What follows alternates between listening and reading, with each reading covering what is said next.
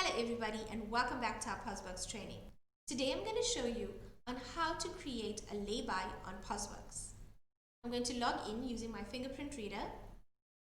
I'm now going to scan in a few items that the customer would like to purchase on lay-by.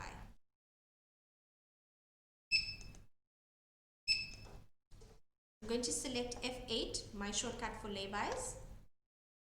As you see, Posworx has worked out a minimum lay-by deposit. I'm going to select F1 as this is a cash payment and insert the amount. I'm going to select customer F9 and it takes me to my existing customers database.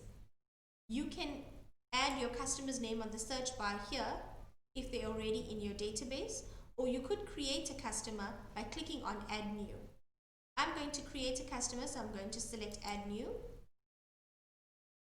Your customer's general details are mandatory but may differ depending on your company's operation requirements.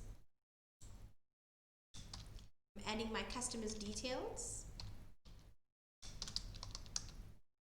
I'm using a South African country code, so I'm going to skip the 0 and add in a mobile number.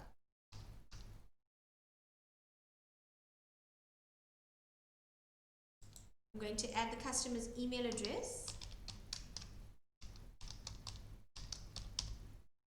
You can add in an external number, the customer ID number, an employee number. You can add in a reference. You can select on the drop down on group. I'm going to leave it as default. And you can type in the sales rep name here. You can click on the drop down and select the sex of your customer. And you can add in the customer's date of birth. I'm going to click add. And my customer's details appear on the customer tab here. I'm going to select F5 tender. Note that the sale will only reflect once the final payment is made, which will complete the lay-by. And that's the end of our training. Please like and subscribe to our channel.